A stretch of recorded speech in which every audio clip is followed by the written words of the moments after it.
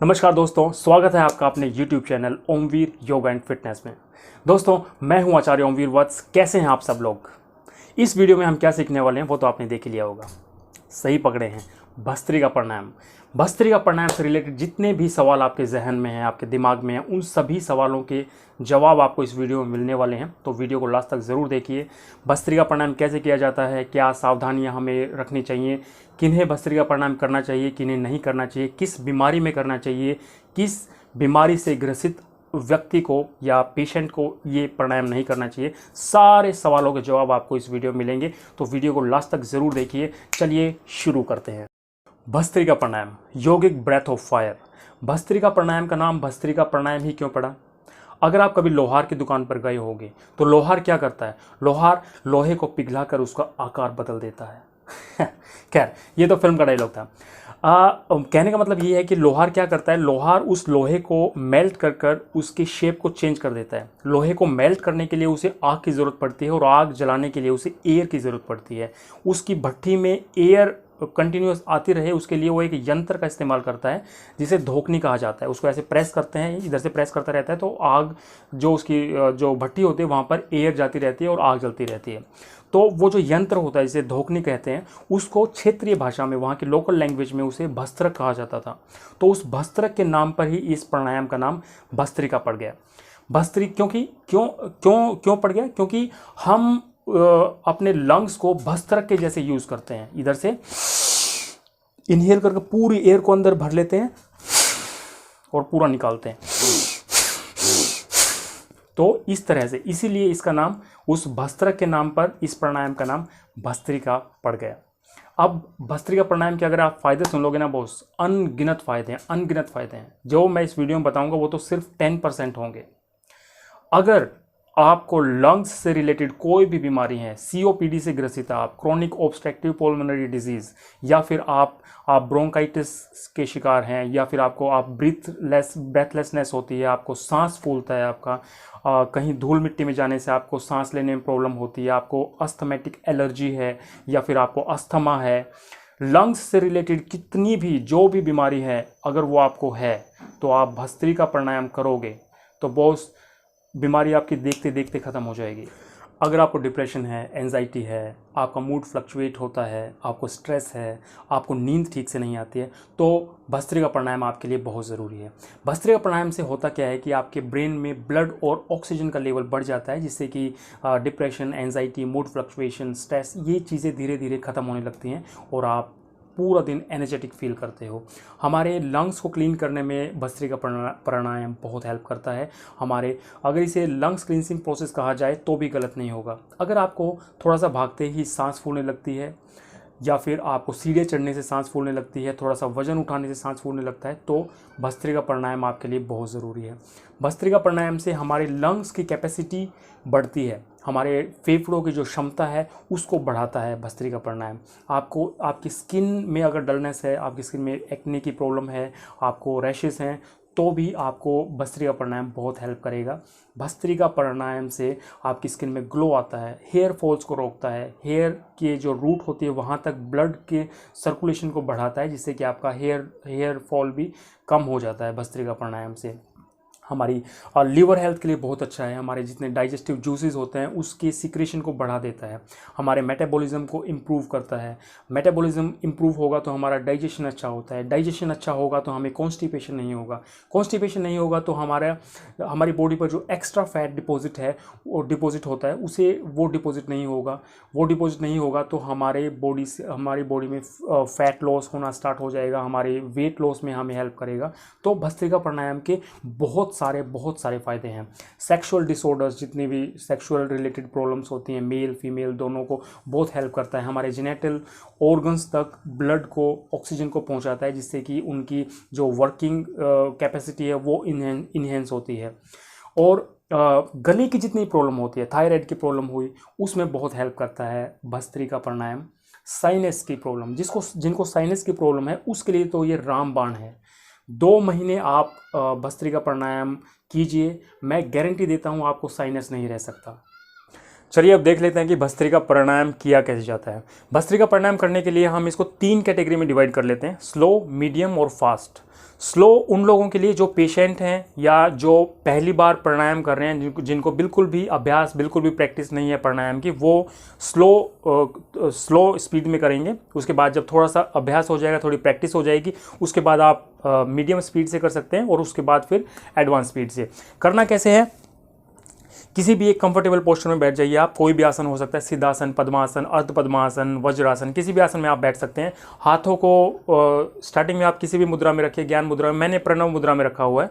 इस तरह से अपने बैक को, स्पाइन को स्ट्रेट रखना है, मैक्सिमम इनहेल करना है और मैक्सिमम एक्सहेल करना है। मुंह को बंद रखना है, दोनों नोस्ट्रिल से इनहेल करना है और दोनों नोस्ट्रिल से ही एक्सहेल कर देना है।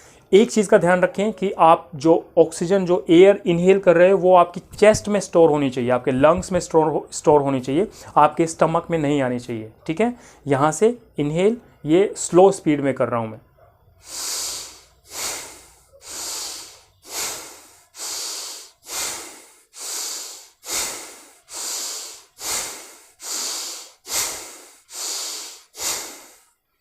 ये हो गया स्लो स्पीड। ठीक है, अब इसी को हम मीडियम स्पीड से करेंगे। इसमें थोड़ा सा ज़्यादा इनहेल करेंगे और थोड़ा फास्ट स्पीड से हम एक्सहेल करेंगे। ठीक है, बाकी चीज़ें सारी सेम रहेंगी। स्पाइन को सीधा रखना है।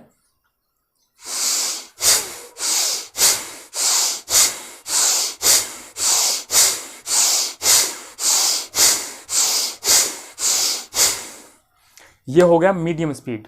ठीक है, अब इसके बाद एडवांस स्पीड। एडवांस में क्या करना है, आपको मैक्सिमम इनहेल करना है, जितना ज़्यादा आप इनहेल कर सकते हो मैक्सिमम इनहेल करना है और मैक्सिमम एक्सहेल करना है। ठीक है, बाकी चीज़ें बिल्कुल सेम रहेंगी। आपको स्पाइन सीधा रखना है, एयर को अपने लंग्स में स्टोर करना है और अपनी किसी भी मुद्रा में हाथों को रखना है। ठीक है, लास्ट फास्ट स्पीड से हम कैसे कर सकते हैं।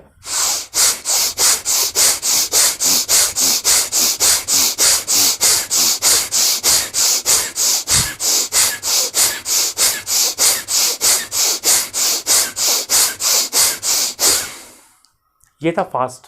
ठीक है, देखो इसमें मेरी स्पाइन स्ट्रेट थी। आपको देखने में ऐसा लग रहा होगा कि मैं स्पाइन को भी बेंड कर रहा हूं। मेरी जो बैकबोन है वो स्ट्रेट थी। जो एक्सपेंड हो रहा है वो मेरे लंग्स हैं। लंग्स एक्सपेंड हो रहे हैं और लंग्स स्क्वीज हो रहे हैं। सी, मेरी बैकबोन सीधी है। ऐसे नहीं करना है, बैकबोन को बेंड नहीं करना है, बैकबोन को सीधा रखना है। ठीक है, ओके।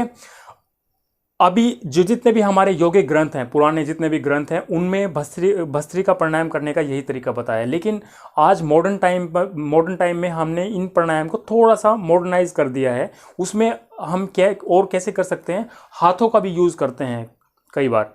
इसमें इनहेल करना है तो हैंड्स को ऊपर ले जाना है और एक्सहेल हाथों को डाउन। इसमें हेल्प क्या मिलेगी आपको, जब आप इनहेल करोगे, जब आप हाथों को ऊपर करते हो तो आपका जो रिब केज है वो पूरा ऊपर स्ट्रेच हो जाता है। आपकी जो मसल्स हैं ये सारी ऊपर हो जाती है, जिससे कि हमारे लंग्स को एक्सपेंड होने में हेल्प मिलती है। तो इनहेल और एक्सहेल, जब यहाँ से हम एक्सहेल करते हुए अपने हाथों को नीचे फेंकते हैं तो हमारी जो रिब है वो पूरी स्क्वीज हो जाती है। उसमें हमें एक्सहेल करने में हेल्प मिलती है। हम मैक्सिमम एक्सहेल कर सकते हैं। ठीक है, तो ये भी एक वेरिएशन है जिसको हम नॉर्मली यूज़ करते हैं भस्त्रिका करवाते टाइम।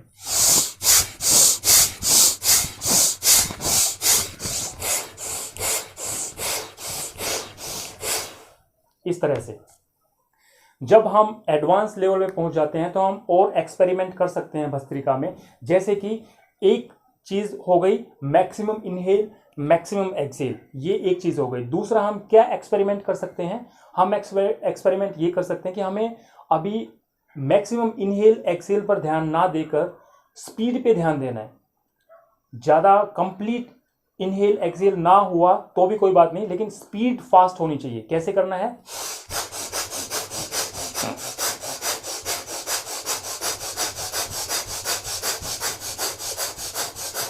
इससे हमारे जो लंग्स की कैपेसिटी बढ़ती है। ठीक है, ये लेकिन तभी करना है जब आप एक एडवांस लेवल पे पहुंच जाओ, जब आप बिल्कुल परफेक्ट हो जाओ, आपके शरीर में कोई बीमारी ना हो और आपको बहुत अभ्यास हो जाए करते करते, उस टाइम पे इन चीज़ों को ट्राई करना है। ठीक है, मैं जस्ट आपको इसलिए बता रहा हूँ क्योंकि ये भी वेरिएशन है, इनसे भी हमें डिफरेंट तरीके से हम इसको कर सकते हैं और हमें कुछ ना कुछ बेनिफिट मिलता है। ठीक है, तो इधर से एक ये वेरिएशन हो गया। उसके बाद जैसा हमारे ग्रंथों में बताया है,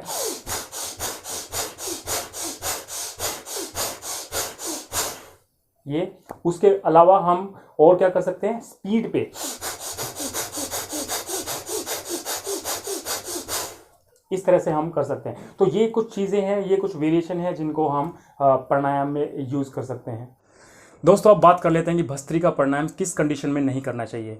अगर आप हार्ट के पेशेंट हैं, आपको कोई हार्ट की डिजीज़ है, तो आपको भस्त्रिका प्राणायाम नहीं करना है। करना है तो बहुत स्लो, बिल्कुल स्लो करना है, लेकिन मैं सजेस्ट करूँगा कि ना ही करो तो अच्छा है। इसके अलावा अगर आपका बीपी हाई होता है तो आपको बहुत केयरफुली, बहुत स्लो स्पीड से करना है। अगर बीपी लो होता है तो आपको ज़रूर करना है भस्त्रिका प्राणायाम। इसके अलावा ड्यूरिंग प्रेगनेंसी, अगर आप प्रेग्नेंट हैं लेडीज़, तो भस्त्रिका प्राणायाम नहीं करना है। ड्यूरिंग मोनोपोज पीरियड्स के दौरान प्राणायाम नहीं करना है, भस्त्रिका प्राणायाम नहीं करना है। इसके अलावा अगर पेट में अल्सर है तो भी आपको भस्त्रिका प्राणायाम नहीं करना है या बहुत स्लो स्पीड से करना है। एपिलेप्सी, मिर्गी के दौरे आते हैं, मिर्गी की प्रॉब्लम है, तो भी आपको भस्त्रिका प्राणायाम जोर से नहीं करना है। जोर से करने में प्रॉब्लम होती है, स्लो धीरे आप कर सकते हो।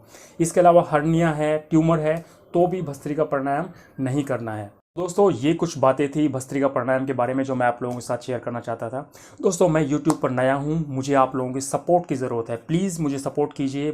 मुझे बहुत नॉलेज है, मैं बहुत सारी चीज़ें आप लोगों के साथ शेयर करना चाहता हूँ, लेकिन इस YouTube फैमिली को बढ़ाइए। प्लीज़ सपोर्ट कीजिए, सब्सक्राइब कीजिए, लाइक कीजिए और मुझे बताइए कि आपको किस टॉपिक पर वीडियो चाहिए। मैं डेफिनेटली उसी टॉपिक पर वीडियो बनाऊँगा और यकीन मानिए आपको पसंद आएंगे और आपको हेल्दी रहने में वो वीडियोज़ बहुत हेल्प करेंगे।